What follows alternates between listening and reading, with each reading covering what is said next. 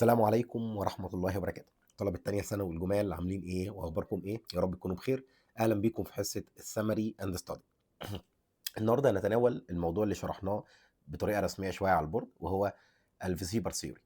الفيسيبر ثيوري او الفالنس شيل الكترون بير ريبالشن ثيوري.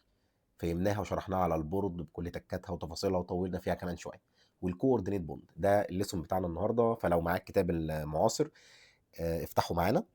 ولو اي حد من الشباب الجمال اللي بيتابعونا من الجامعات، فايا يكن السورس بتاعك ممكن تستفاد معانا في هذه المحاضره. احنا شرحناها على البورد، شرحناها بطريقه رسميه، فتعالى بقى اقول لك انا بذاكرها ازاي، وانا لو مكانك هذاكر الموضوع ازاي وهقراه ازاي. لان الفكره ان المذاكره فن، فانا مش عايزك تذاكر غلط، مش عايزك تذاكر بطريقه تخليك ما تعرفش تحل وتخلي ان الفهم اللي انت فاهمه مش عارف توظفه كويس في الحل. تعالى نعمل سمري سريعا ونذاكر مع بعض. الدرس ده هو درس لذيذ وجميل جدا، فواحده واحده نتوكل على الله ونبدأ. بسم الله الرحمن الرحيم. الدرس بتاعنا اسمه ايه؟ اسمه الفالنس شيل الكترون بير ريبولشن ثيوري. الفالنس شيل اللي هو الالكترونات الخاصه بالفالنس، يبقى اللي هي البعيده. البعيده زي مثلا لما اقول لك مثلا كلوراين 17، فانا اقصد بقى اخر مستويات خالص اللي هم ال 3 اس 2 وال 3 بي 5، هم دول اللي بنسميهم الفالنس شيل. الكترون بير اصل في حاجه عندي اسمها اللون بير، وفي حاجة عندي يا دكتور محمود كان اسمها البوند بير. الاتنين بير دول سواء لون او بوند اللي بيكونوا حوالين اي اتوم، بس بالتحديد السنترال اتوم، هم اللي بيحددوا لي الشكل. الريبالشن بتاعهم هم اللي بيحددوا لي الشكل. هل انا يا ترى هكون الشكل بتاعي لينير، ولا انا يا ترى هيكون الشكل بتاعي شبه الترايبود شويه تترا هيدرون، ولا انا هيكون الشكل بتاعي 3 بيز بيراميد، ولا انا هيكون الشكل بتاعي زي ما قلنا تترا هيدرون هو نفس الشكل. يا ترى الشكل بتاعي ولا هيكون بلانر تريانجل مثلا. ايه الشكل بتاعي؟ كل الكلام ده احنا قلناه. فهي دي النظريه بتاعتنا وهو ده الكلام بتاعنا. تعالى نمسح ونكمل. بسم الله. بيقول لك ان الشيب اوف مولكيول بطريقه اخرى اسمه الموليكيولار جيومتري. احنا قلنا ان شكل المولكيول في الفراغ ال 3 دي اسمه شيب اوف مولكيول. موليكيولار شيب يعني جيومتري. قلنا ان ليه اسم ثالث مهم اسمه ستيريو ستراكشر، قلنا ينفعنا في ثالثه ثانوي. ماشي. بيختلف الشكل ده على حسب عدد الفري والبوندد بير. على حسب الفري والبوندد بير. لو دكتور محمود قال مثلا لو انا عندي 4 بوندد بير ده بيدوني شكل. لو انا مثلا عندي 3 من البوندد بير دول شكل تاني. لو انا عندي 2 من البوندد بير ده بيديني شكل تالت. فعلى حسب عدد البوندد بير او اللون بير اهو، الفورمولا اللي احنا خدناها AX2E، على حسب عددهم البوندد او اللون بير بيتحدد الشكل بتاعي. تمام. حته ان عدد اللون والبوندد بير بيتحكموا في الشكل سميناها اسم كده حلو اسمه الكترون دومين. والالكترونات دي طبعا مش موجوده في الهواء، مش موجوده في البحر، مش موجوده في التراب، دي موجوده في اوربيتالات. فبيقول لك ان الالكترونات اللي موجوده في اوربيتالات السنترال اتوم، ودي معلومه مهمه بعضنا كان يغفل عنها. يعني مثلا احنا لما قلنا ان شكل الميه عامل كده انجولار مثلا، تمام، او بالمنظر ده، مين اللي حدد ان شكل الميه يبقى انجولار؟ الالكترون بير يا دكتور محمود. ايوه، بتاعه البريفرال اتوم زي الهيدروجين، ولا فقط بتاعه السنترال اتوم زي الاكسجين؟ فقط بتاعه السنترال اتوم. يا رب ما تغفلش عن هذه المعلومه. المهم ان النظريه دي هي دي نظريه يا عم ايه؟ نظريه يا عم فيسيبر سير. طيب يا دكتور، تعالى نكمل قراءه في هذا الموضوع. الفيسيبر ثيوري هي ستيتس بتقول، النظريه بستيتس بتقول او بتوضح ايه؟ بتوضح ان الالكترون لون اند بوندد بيرز مالهم بيبقوا ديستريبيوتد في السبيس اراوند السنترال اتوم، بيلفوا حوالين السنترال اتوم. ايوه، بحيث ايه؟ بحيث ان الريبالشن ما بينهم يكون اقل ما يمكن. اصل يا ابني الالكترون والالكترون بيحصل ما بينهم ريبالشن، وطبعا انت ما ترضى لهمش الريبالشن، ولا انا ارضى لهم الريبالشن، ولا ربنا يرضى لهم الريبالشن.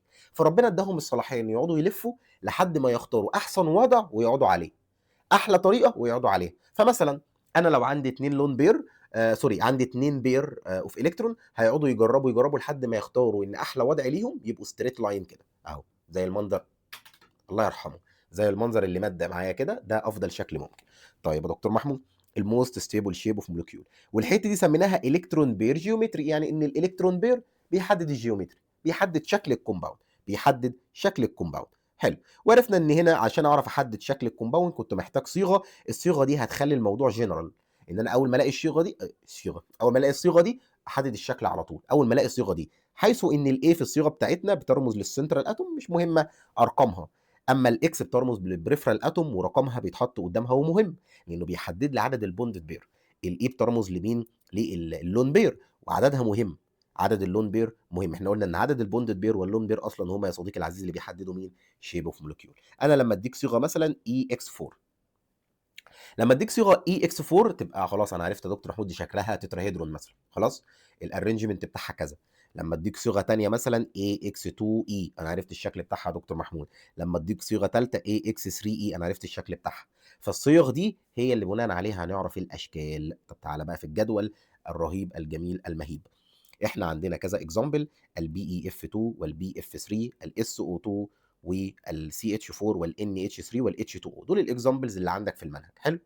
طيب اول واحد هنعرف مين هو الاكزامبل، ثم احدد بعد كده على طول ابص على طول على ايه هو الابريفيشن بتاعه. انا بذاكر ببص كده الاول الاكزامبل، طب ايه هو الاختصار بتاعه؟ طب الاختصار بتاعه ده جه منين؟ من الالكترون بير في السنترال اتوم.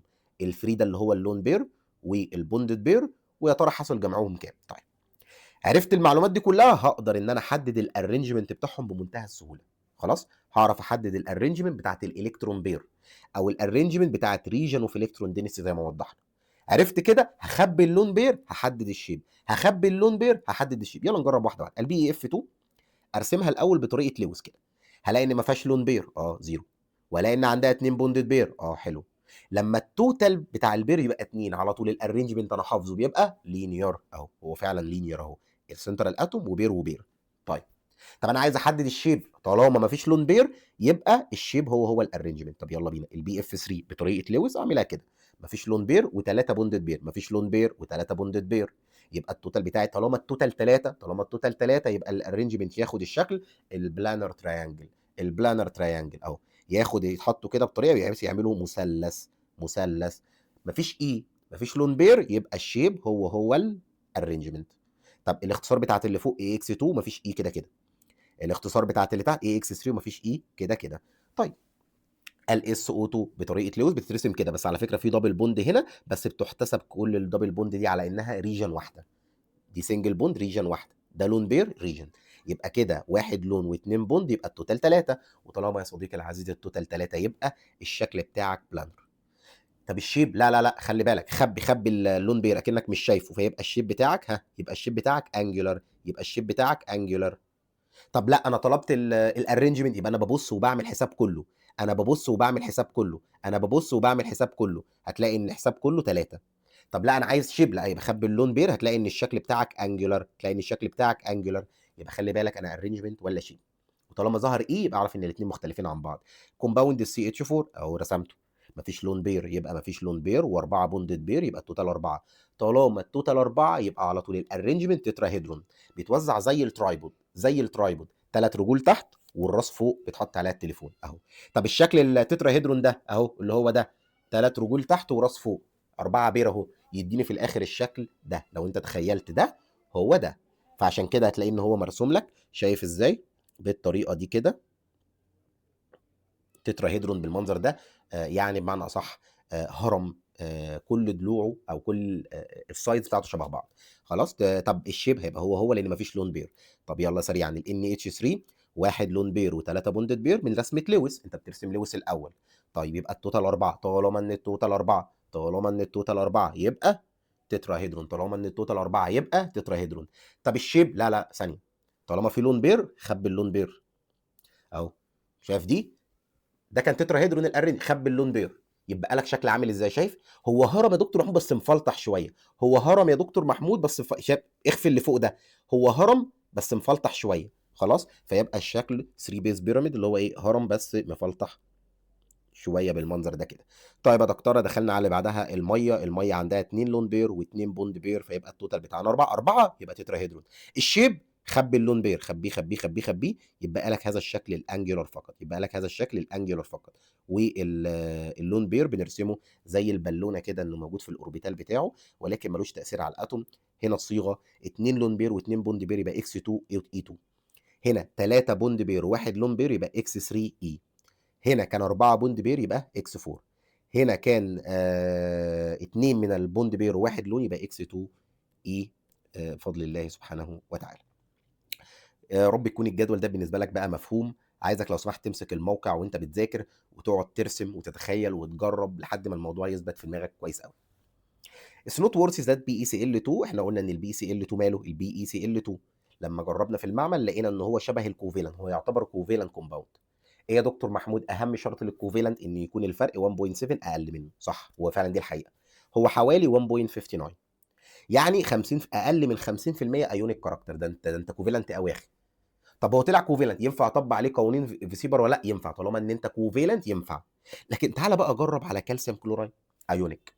طالما ان هو ايونيك يبقى كل الايونيك كومباوند ليهم شكل ثابت، كريستال ستراكشر شبه الكريستالات. ما تنفعش تطبق عليهم قوانين فيسيبر، ما ينفعش تلاقي واحد شبه فيسيبر ابدا في النظريات دي او تطبق عليه. اتس نوت بوسيبل تو ديفاين اتس ستيريو ستراكشر طالما ان هو ايونيك. وده كان سؤال جيف ريزون عبيط، بيقول لك الاس او 2 الصيغه بتاعتها اي اكس 2 اي، بينما الاتش 2 او الصيغه بتاعتها اي اكس 2 اي 2. طب ليه يا دكتور محمود الكلام ده؟ تعال نشوف. قال لك بيكوز السنترال اتوم ايه ان الاس او 2 بايند تو 2 اكسجين اتوم، عشان كده كتبت اكس 2.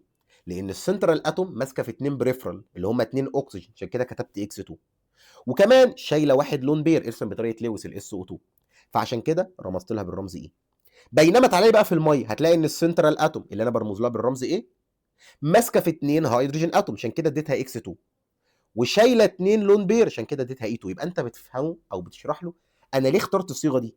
انا كتبت الصيغه دي عشان انا فاهم ان الاكس بتريبريزنت بريفرال اتوم، والاي بتريبريزنت سنترال اتوم، والاي بتريبريزنت اللون بير. طب ليه الاستيريو ستراكشر في الامونيا 3 بيس بيراميد بينما الارينجمنت كان تترا هيدرال؟ قلنا علشان الارينجمنت انا بعمل حساب كل البيرز، بينما في الشيب انا بعمل حساب فقط مين بسم الله الرحمن الرحيم البوند بير. في الشيب باخد البوند بير فقط.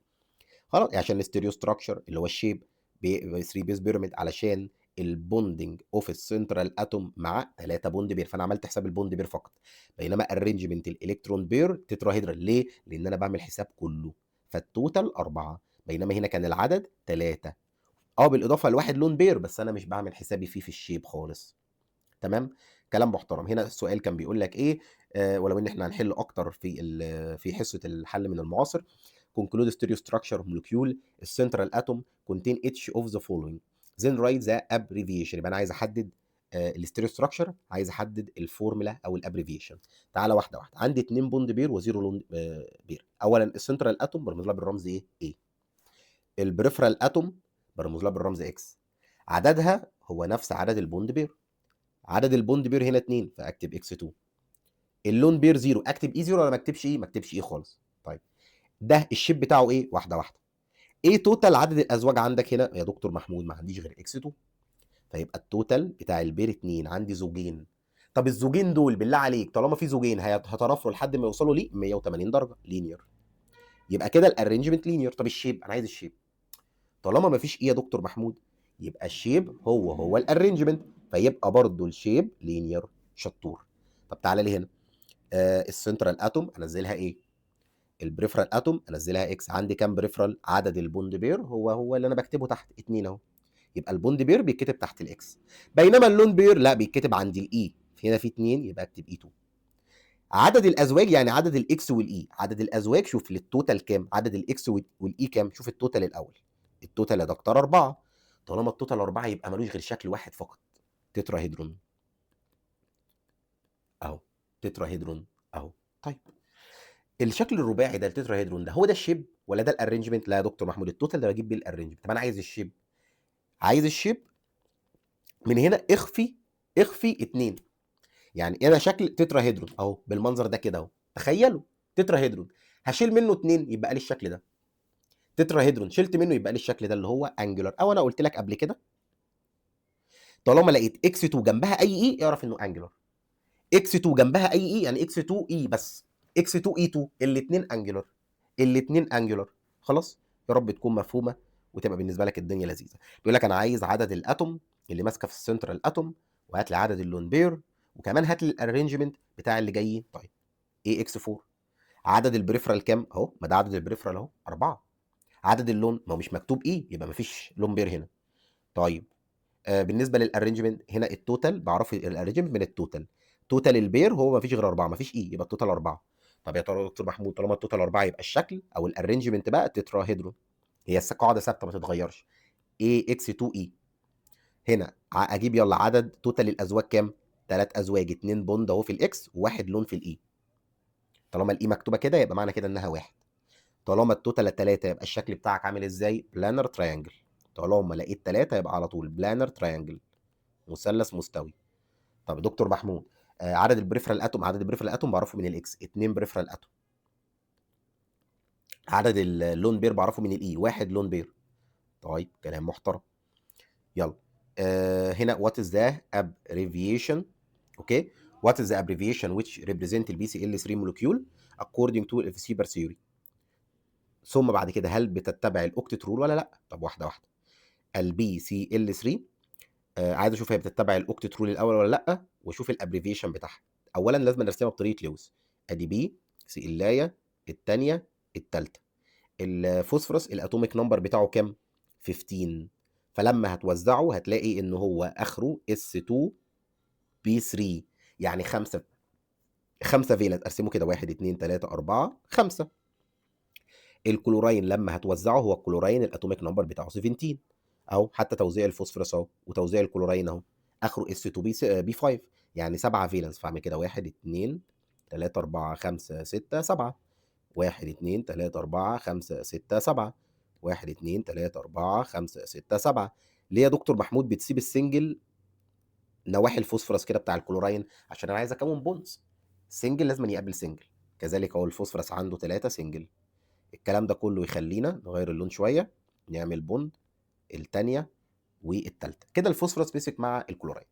لو انت عايز تعرف انا بطبق الاوكتت رول ولا لا، انت عايز تعرف بطبق الاوكتت رول ولا لا، فشوف السنترال اتوم. لو السنترال اتوم حواليها 8 يبقى انا بطبق القاعده. اقل من 8 يبقى انا مش بطبق القاعده. اكتر من 8 مش بطبق القاعده. ببص على السنترال اتوم لقيت ان حواليها 8، اذا هي بتطبق الاوكتت رول. يس ات اوبي الاوكتت رول. اوبي يعني تتبع، وهكذا. طب يا دكتور محمود انا عايز احدد الشيب، يبقى لازم احدد الصيغه الاول. السنترال اتوم رمزت لها بالرمز، انزل الايه كده، اكتب ايه واكتب اكس واكتب ايه، ثم ابتدي اعد بقى، اعد الخسائر واعد المكاسب بتاعتي. الاكس عددها كام؟ عدد البريفرال كام؟ وريني كده. بسم الله الرحمن الرحيم. عدد البريفرال اتوم هم 3 كلوراين. ما هو ايه هو البريفرال؟ اللي هم غير السنترال. السنترال اللي موجوده في المركز بي، اللي على الاطراف هي البريفرال. طيب الاي بقى عدد اللون بير. والله يا دكتور انا شايف في زوج يتيم وحيد اهو، واحد، يبقى اي واحد. اكس 3 اي 1. انا عايز اعرف ارينجمنت ولا شيب. هو قال لك انا عايز الابريفيشن بس، كمان مش عايز ولا ارينجمنت ولا شيب. طب اهو ده الابريفيشن، ده الاختصار فقط. لما يطلب ابريفيشن اكتب الصيغه بس وخلاص. طيب يا دكتور خلصنا السؤال ده. بيقول لك هنا عندك النون ميتال واي، الفورمولا بتاعته ام جي 3 واي 2. عايز اعرف الاستيريو ستراكشر بتاع المولكيول، فورمد اوف كومباينيشن واي وذ الكلوراين. يعني كمان مش عاوز ده، لا انا عايز واي وذ الكلوراين. طب ادي الواي ومسكت مع الكلوراين كده. انا علشان اعرف ان انا اشوف الاستيريو ستراكشر، محتاج ان انا ابقى عارف الفورمولا مظبوط. يعني ايه الفورمولا مظبوط يا دكتور محمود؟ يعني مثلا هل هي واي سي ال 2 ولا واي سي ال ولا واي سي ال 3؟ طب ليه انا محتاج اعرفها؟ عشان اعرف ارسمه. لما هرسمه بطريقه لويس هعرف اجيب الاستيريو ستراكشر. خلاص، يبقى انا محتاج احدد الفورمولا. طب انا اجيبها ازاي دي؟ انا عارف يا دكتور محمود عشان اكتب الفورمولا محتاج اعرف الفالنسي. فالنس الكلوراين ب1 كلنا حافظينها من الترم اللي فات، لكن فالنس الواي بكام انا مش عارف. هنجيبها من هنا بقى، من الكومباوند اللي هو مديهولي. عشان كده اصلا صباح الفل. ازاي يا دكتوره؟ بص، هو احنا بنكتب الارقام دي منين؟ لازم تسال نفسك يا دكتور محمود. بكتبها كالاتي: الاثنين اللي بتتكتب قدام الواي دي اصلا بتبقى فالنس المغنيسيوم، صح؟ والثلاثه اللي بتتكتب قصاد المغنيسيوم دي تبقى فالنس الواي، صح؟ عارف ليه؟ لان احنا بنبدل التكافؤات. يبقى الواي الفالنس بتاعتها بثلاثه اهو، فيبقى تتكتب بي سي ال 3. برضه بدلت تحت واي، سوري ما هي مش بي سي ال سي، واي سي ال 3. طب ارسم بقى ازاي؟ ادي واي، ادي سي ال سي ال سي ال. هو انا عشان يبقى الفالنس بتاعتي بثلاثه يبقى انا عندي 3 فالنس الكترون. ادي واحد، ادي اثنين، ادي 3. اوكي، بس انت هنا لو بصيت وعملنا حسابنا ان الواي ده الفالنس الكترون بتاعها 3، كده احنا هنعمله على اساس ان هو ميتال، لان الالومنيوم مثلا هو الميتال اللي الفالنس الكترون بتاعته 3. فهنا دي غلطه. لا، النون ميتال انت لازم ده يكون نون ميتال. فالنون ميتال اللي يكون عنده 3 بونز او فالنس 3، ده اللي يكون عنده في الفالنس شيل 5. زي مثلا النيتروجين. النيتروجين كان عنده 5 فالنس، 5 فالنس الكترون، وبالتالي كان عنده فالنس كام؟ 3. الفالنس بنعرفها من عدد السنجل. فخلاص يبقى انا ده زي النيتروجين بالظبط، فلازم ان انا احط له واحد لون بير كده. فتتكون البوندات بالشكل ده كده اهو، ويبقى ده الكومباوند بتاعك. طب يا دكتور محمود ده انا محتاج اجيب له صيغه عشان اعرف ارسمه. الصيغه بتاعته ترسم ازاي؟ ايه عندك بريفرال اتوم 3، عندك واحد لون بير. ده الشيب بتاعه بيبقى عامل ازاي؟ ده شبه ال NH3 بالظبط، بيبقى 3 بيز بيراميد اهو. او تخيلوا ده كده المفروض يبقى تتراهيدرون لانه عنده 4. حلو، المفروض ان هو يبقى تتراهيدرون، يعني المفروض يبقى شكله عامل كده، بس في واحد اي يبقى يتشال، فيبقى لي الشكل اللي تحت ده اللي هو 3 بيز ايه، 3 بيز بيراميد. اوكي، تعالى نمسح كل ده كده. احنا هل خلصنا كله؟ لسه فاضل لنا الجزئيه اللي بعدها اللي بتقول ايه؟ بسم الله الرحمن الرحيم. بتقول لك explanation الفيسبر ثيوري، الفيسيبر ثيوري for the difference in the value of the angle between البونز in the covalent molecule. يعني البونز مين اللي بيتحكم فيها؟ فنلاحظ ان اهم حاجه بتتحكم في الانجل هي اللون بير. يقول لك ان اللون بير اوف الكترون بتتحكم في الفاليو اوف ذا انجل ما بين البونز، لان اللون بير bonded to the nucleus of the central atom from one side and spread to the space from the other side. بمعنى هات لنا رسمه زي دي كده يا دكتور محمود، هتلاقي ان اللون بير اهو، ده اللون بير. هل هو ماسك الناحيه الثانيه في اتوم؟ لا، فهو من ناحيه تحت ماسك في سنترال اتوم، ومن الناحيه اللي فوق مش ماسك في حاجه، فتلاقي ان الريبولشن بتاعه رهيب. فهو اهم حاجه بتتحكم في قيم الزوايا دي. لو انا هنا ما عنديش لون بير هتلاقي الزاويه ايه؟ كبيره. لو عندي واحد لون بير هتلاقي الزاويه صغرت. لو عندي 2 لون بير هتلاقي الزاويه صغرت اكتر واكتر. فهو اكبر متحكم في قيم الزوايا لانه حر، رجل حر. انت فاهم؟ طيب تعالى بقى في البوند بير، ماسكه فيه من الناحيتين ببونز، فمش قويه قوي. كل ما يزيد عدد اللون بير كل ما ايه اللي بيحصل؟ تزيد الريبالسيف. فلما الريبالشن يزيد اضغط على اللي تحت واقلل الانجل. شايف اهو، اللون بير زاد فالريبالشن ما بينهم زاد، فابتدوا ان هم يزقوا ويصغروا قيمه الزوايا، كانك انت بتزق عليهم لتحت، كانك بتزق عليهم لتحت. وخلي بالك ان لما يكون عندي لون ولون الريبالشن ما بينهم رهيب، انا لسه شارح لك فوق في الحته دي. اقل من لو كان لونه بوند، ارحم شويه. بوند وبوند بقى الريبالشن مش قوي بصراحه ما بينهم. وانا خدنا اكزامبل، عندنا الثلاثه مولكيولز دول يا اولاد، كلهم عندهم نفس الارينجمنت، نفس عدد التوتال بيرز 4 4 4. فكان المتوقع ان كلهم يبقى عندهم نفس الايه؟ الانجل اللي هي حوالي 109 ونص. ولكن الميثان ما عندوش اي لون بير، فالزاويه طلعت كويسه. ال NH3 من الاربع ازواج بتوعه في واحد لون مقلل الزاويه قوي مخليها 107. ال H2O من الاربع ازواج بتوعه في 2 لون بيقللوا الزاويه جدا فيخلوها 104 ونص اهو. هنا ما فيش لون، هنا واحد، هنا 2. طب هسالك سؤال، هل الثلاثه دول الانجل بتاعتهم اقل ولا مثلا كومباوند زي ال SO2 رسمته كده؟ هنا واحد هيقول لي يا دكتور محمود ايه ده الاس او 2 اللي عنده واحد لون بير، اكيد الانجل بتاعته اصغر من السي اتش 4 لان السي اتش 4 ما عندوش لون بير. اقول لك يا حبيب قلبي، احنا امتى بنفكر في اللون بير موجود ولا لا؟ لو احنا اصلا اوريدي متماثلين في التوتال نمبر اوف بير. المثال عنده 4 بيرز بوندد، الامونيا عندها 4 بير، الووتر عنده 4 بير، فاحنا متساويين. فابتدي افكر اللي عنده لون اكتر زاويه اقل على طول اوتوماتيك. ولكن اللي انا راسمه لك هنا ده ما عندوش غير 3 اماكن فقط. ادي بير، احنا قلنا ان الدبل بوند بير، وادي بير وادي بير، 3. فمعلش يعني اللي عنده 3 بير ولا اللي عنده 4 بير، مين الانجل بتاعته تبقى اكبر؟ اللي عنده 3 بير. حتى لو عنده لون بير، المهم ان فكره ان هنا في فاكتور اهم وفاكتور اقوى اللي هي فكره عدد التوتال بير. التوتال بير 3. طب اقول لك على حاجه يا عم، انا عندي واحد زي البي اي اف 2 اللي هو عنده اصلا ايه؟ 2 بير فقط. عايز اقول لك ان الانجل بتاعته كبيره جدا، توصل ل 180 درجه. دي اكبر انجل اصلا، 180 درجه. فهي الفكره، اللون بير بيكون هو المحدد الاهم، ولكن اذا تساوينا، اذا ايه؟ تساوينا في عدد التوتال بير. لكن واحد جبت لك واحد التوتال بير بتاعه 3 او 2، اعرف ان الانجل بتاعته اكبر بكتير طبعا والريبالشن قليل فيه. فالفاكتور الاول التوتال بير. تساوينا في التوتال بير يبقى اشوف مين اللي عنده لون بير اكتر، يبقى انجل اقل. تعالى نخش على اللي بعدها، البوينت اللي بعدها الكلام يمكن مش واضح قوي. بيقول لك هنا ان الفاليو في ذا انجل في الامونيا اقل من الميثان. واي؟ لان السنترال في الامونيا عندها واحد لون بير بينما الميثان ما عندوش لون بير. طب ليه البي اي اف 2 لينير بينما الاس او 2 انجلر؟ لان الاس او 2 هتلاقي ان هي عندها، الاس او 2 عندها واحد لون بير. بص البي اف 2 ما عندهاش اي لون بير، فخدت الشكل الطبيعي بتاعها اللي هو لينير. بينما الاس او 2 عندها واحد لون بير، فزق الشكل اللينير وخلاه شكله ايه؟ انجلر. طب البي اف 3 وان اتش 3 ليه واحد بولر اللي هو الان اتش 3، وليه البي اف 3 نون بولر؟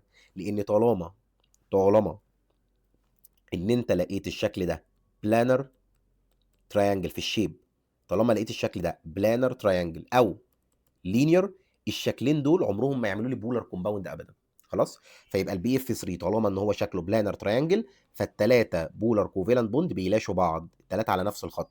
خلاص. او كانسل باي افكت اوف ذا تو اذر. بينما الان اتش 3 مش شكله كده، شكله 3 بيس بيرمنت، فعادي ان هو يكون بولار كومباوند. خلي بالك الاثنين عندهم بولار بوند، البوندات في حد ذاتها بولار، بس الكومباوند كله بوظ نفسه، بوظ الافكت بتاعه كله، بحيث ان هو بلانر. خلاص. ده سؤال اخير عندنا، عايزين ان احنا نرقمهم من حيث الايه، الانجل.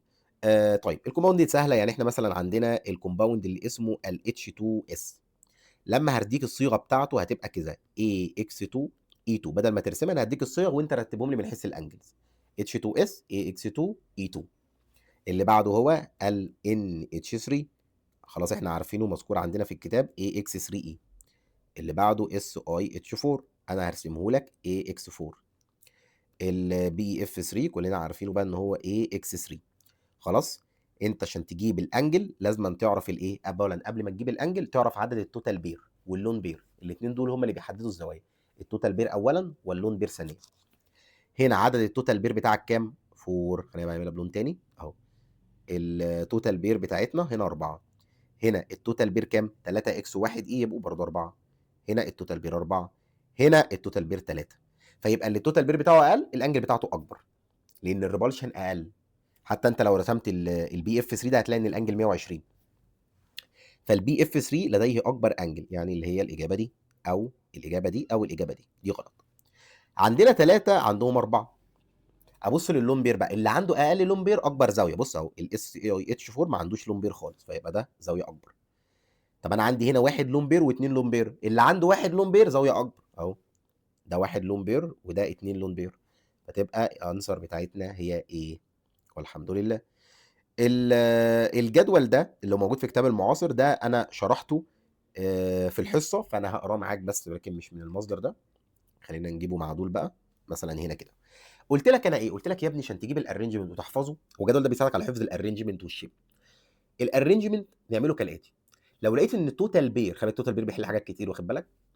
لو لقيت ان التوتال بير هو 2 عمره ما يكون 1، او 3 او 4 عمره ما يكون اكتر من كده، هو ملوش غير اوبشنات كده، التوتال بير 2 3 4. لقيته 2 اديها على طول في الارينجمنت ان هو لينير. لقيته 3 اديها على طول في الارينجمنت ان هو بلانر تراينجل. لقيت ان هو 4 اديها على طول في الارينجمنت ان هو تتراهيدرال. اللي التوتال بتاعه 2 ملوش غير اوبشن واحد ان هو يبقى اي اكس 2، زي مثلا البي اف بي اي اف 2 او البي اي سي ال 2 او السي او 2. الثلاثه دول ارسمهم، اللي احنا خدناه هو البي اي اف 2. البي اي سي ال 2 والسي او 2 ارسمهم، هتلاقي ان هم الفورمولا بتاعتهم او الابريفيشن بتاعهم اي اكس 2. خلاص. اهو ادي رسمه يا عم الكربون اكتبها عندك، واهو الاكسجين هنا الناحيه دي، ورسمه البي اي سي ال 2 اهي. خلاص اكتبهم عندك الرسومات دي عشان هتحتاجها في الاسئله كويس. طيب تعال اللي التوتال بتاعه 3 في اوبشنين، ممكن يكون اي اكس 3 كلهم بوند، ممكن يبقوا اي اكس 2 اي، ممكن يبقى 2 بوندد وواحد لون بير. طيب بسم الله. الاي اكس 3 زي البي اف 3 سهله. ممكن برضه على فكره اكزامبل تاني اي ال سي ال 3 برضه يجي لك في الاسئله، خلي بالك. تمام. ممكن برضه اكزامبل تالت اس او 3، اكتب الحاجات دي هتفيدك يعني. ممكن برضه اكزامبل كمان، وكل الحاجات دي هتوضح في الاسئله، ان او 3 نيجاتيف 1. الحاجات دي كلها اي اكس 3. تمام. تمام يا دكتور. طب الاي اكس 2 اي ده، الاي اكس 2 اي ده برضه اوبشن زي الاكزامبل الاس او 2 عندنا مثلا كده. تمام. يا رب تكون مفهومه بالنسبه لك. تعالى لنا في الاوبشن او البوينت اللي بعدها بقى، واللي هي لو التوتال 4 عندي 3 اوبشنات، لما اي اكس 4، لا اما 3 بوندد وواحد لون، لا اما 2 بوندد واثنين ايه، واثنين لون. خلاص. الاربعه بيكونوا بوندد زي السي اتش 4 او السي سي ال 4. هي. طيب بالنسبه للاي اكس 3 اي، الاي اكس 3 اي زي الان اتش 3 والبي اتش 3 او الاي اس اتش 3. طيب الاي اكس 2 اي 2 زي الاتش 2 او والاتش 2 اس، زي الاتش 2 او والاتش 2 اس. عندنا دول اتنين لون واتنين بوندد. طيب اللي انا عملته ده، تعالى نكمل. هنا بقى مديك ايه، مديك بيقول لك لو انا بقى لقيت الارينجمنت بتاعي، لو لقيت ان انا عندي مثلا 2 في البوندد بير على طول يبقى الشكل بتاعك لينير. طب انا لو لقيت عندي x2 e، قلنا لو لقيت x2 e او x2 e2، طالما لقيت x2 جنبها e اعرف ان الشكل على طول انجلر. طيب قلت لك القاعده دي. اللي بعدها، لو انا عندي x3 فقط، طالما مفيش e يبقى الشكل هو الارينجمنت بلانر تراينجل، يبقى الشكل هو الارينجمنت بلانر تراينجل. طيب لو انا لقيت برضو x3 e، x3 e على طول افتكر ان شادر اللي هو تراي بيزد بيراميد. طب لقيت اكس 4 يبقى هو الارينجمنت تترا هيدرون، هو الارينجمنت تترا هيدرون. جدول لو انت مش عايز تحفظه من هنا احفظه بالطريقه وبالتخيل اللي احنا عاملينه، بالصور اللي احنا عاملينها هتلاقيها افضل كمان بكتير. نخش بقى عشان ما نطولش على الكوردينيت بوند لان الفيديو طول مننا شويه. الكوردينيت بوند او الرابطه التناسقيه دي كانت عباره عن ايه؟ قلنا ان الكوردينيت بوند هي سبيشال تايب اوف كوفالنت بوند، ولكنها فقط الاختلاف في الاوريجن بتاع الالكترون بير. خلاص. ليه؟ هو الالكترون بير ده جاي منين؟ قال لك اصل الالكترون بير في الكوفالنت بوند ناتج من الاثنين كومبايند اتوم، كل واحده مشاركه بالكترون. بينما الالكترون بير في الكوردينيت بوند لا، اللي البير ناتج من اتوم واحده بس، ودي بنسميها ايه؟ الاتوم يا دكتور محمود، الاتوم يا دكتور محمود اللي بتشارك بالالكترونين لازم يكون عندها لون بير اصلا واسميها الدونر اتوم. الاتوم يا دكتور محمود اللي بتستلم الالكترونين لازم يكون عندها شقه فاضيه فيسنت اوربيتال واسميها اوكسبتور اتوم. بنرسم البوند يا دكتور محمود مش عصايه كده، لا برسمها سهم كده من الدونر للاكسبتور. الكوردينيت بوند يا دكتور محمود لو حبيت اعمل لها تعريف هقول هي بوند ناتجه من دونر اتوم شايله واحد لون بير او اكتر زي مثلا الاكسجين، وواحده تانية اكسبتور اتوم عندها اوربيتال فاضي. وخدنا اكزامبل بالاسيد لما دوبته في الميه. الاسيد لما بيدوب في الميه بيديني ايون الهيدروجين، وادي الميه يا عم، الميه عندها واحد لون بير تدي لي الهيدروجين وتمسك معاه. وده الشكل اللي احنا رسمناه فين في الحصه، وقلنا شايله بوزيتيف تشارج، وسمينا الايون ده هيدرونيوم ايون. ممكن ارسمه بطريقه لويس بالمنظر ده، اللي هي ايه؟ الميه بدل ما ارسم البوند كده اهو بالشكل ده، لا اعمل كده اهو، اعملها بطريقه لويس نقطتين بالشكل ده. خلاص. كلام محترم، كلام محترم جدا جدا جدا. تعال نقرا الكلام هنا. بيقول لك ان الاكسجين اتوم في الحاله دي هي الدونر، والبوزيتيف هيدروجين ايون اللي انا قلت لك ممكن اسميه بروتون، هنا بيقول لك البروتون بتاع الاسيد. في الاكزامبل بتاع الامونيا هيجي يقول لك ان الهيدروجين ايون ده بروتون الميه. خلاص. فالهيدروجين ايون هو اللي يعتبر الاكسبتور. وخلي بالك زي ما قلت لك في الحصه ان اللون بير الثاني ما تاثرش. الله، بسم الله الرحمن الرحيم. اللون بير الثاني ما تاثرش في حاجه. يلا الامونيا، عندنا الامونيا جاز لما هتدوب في الميه، فساعتها اهو الهيدروجين ايون ولون بير زياده في الامونيا تقوم مديها له، فتقوم ماسكه معاه بكوردينيت بوند ورسمناها كده في الحصه، وقلنا شايله بوزيتيف تشارج. وممكن ترسمها بطريقه لويس عادي. سمينا البروتون ده لانه جاي من الميه الووتر بروتون، وهو عباره عن بوزيتيف هيدروجين ايون. سميته بالاكسبتور ايه؟ اتوم. وخلي بالك الكلام ده مش بس على النيتروجين، كمان الفوسفورس والارزين كمان ممكن يرتبطوا بهيدروجين الايه؟ الميه. خدنا بعد كده الليكويد الومنيوم كلورايد. الليكويد الومنيوم كلورايد كان قصته ايه؟ اهو ادي كومباوند باللون ده، وادي كومباوند باللون ده. حلو. مين اللي عنده اوربيتال فاضي؟ الالومنيوم. مين اللي عنده اوربيتال لون بير؟ الكلوراين. فالكلوراين ده يدي لا يا عم، بسم الله الرحمن الرحيم، عايز الغي ده اهو. تعال، فالكلوراين ده يدي الالومنيه دي، والكلوراين ده يدي الالومنيه دي. فما بين كل اتنين كومباوند عندي اتنين كوردينيت بوند، الكلوراين هو الدونر والالومنيوم هو الاكسبتور لانه عنده فيسنت وايه؟ اوربيتال. تمام. ليه الاسيد السوليوشن بتاع الاسيد في الميه ما فيهوش هيدروجين ايون؟ امال فيه ايه؟ لان كل الهيدروجين ايون يتحول لهيدرونيوم اهو، كل الهيدروجين ايون يديني هيدرونيوم. السؤال ده حلو قوي. بيقول لك ال NH4Cl ايه هي النوع بتاعه والبونز، النوع وعدد البونز، نوع وعدد البونز. فتعالى واحده واحده. ادي ال NH4 وادي السي ال، صح؟ الاثنين دول بتربط ما بينهم ايونيك بوند. ايه ده؟ عرفت منين يا دكتور محمود؟ اقول لك. مش دي اتوميك جروب؟ ال NH4 دي مش احنا حافظينها انها اتوميك جروب وخدناها قبل كده؟ صح. اهي الاتوميك جروب بقى لو ماسكه مع حاجه خارجيه تمسكش غير بايونيك بوند. يبقى الاتوميك جروب لو هتمسك معايا مع حاجه خارجيه غالبا بتكون ايونيك بوند. اصل الاتوميك جروب يا ابني بتحمل شحنه بوزيتيف، صح؟ فتقوم ماسكه مع نون ميتال نيجاتيف، يعني دي اتوميك جروب بوزيتيف، فتمسك هنا مع نون ميتال نيجاتيف ويعملوا ايونيك كومباوند، ويعملوا ايونيك كومباوند. يبقى انت فهمت انا ليه عرفت انها ايونيك كومباوند منين؟ انا عندي اتوميك جروب وعندي كلوراين. كلوراين نون ميتال معروف ان هو غالبا بيتحول لنيجاتيف ايون، والاتوميك جروب دي معروف انها شايله بوزيتيف. طب بوزيتيف ونيجاتيف هتبقى ايه؟ اكيد ايونيك. طب تعالي بقى وسط الاتوميك جروب دي اللي هي ال NH4، مش احنا اوريدي ال NH4 دي احنا عارفين رسمتها عامله ازاي؟ اهي هو راسمها لي اصلا اهي، مرسومه هنا كده اهي، صح؟ ده كده كان ال NH3، وكده مسك مع الهيدروجين بايه؟ بكوردينيت بوند. يبقى انا هنا عندي واحده كوردينيت بوند، وعندي هنا واحده كوفيلنت، ودي كوفيلنت ودي كوفيلنت، يبقوا 3 كوفيلنت. هسألك سؤال يا دكتور محمود ورد عليا بسرعه، عرفت منين ان الان مع الاتش كوفيلنت بوند؟ يعني مش ده نون ميتال ونون ميتال؟ اكيد كوفيلنت. وبعدين صباح الفل يعني، ده احنا عمالين بندرس ال NH3 تبع الكوفيلنت كومباوند من الصبح يعني، صح؟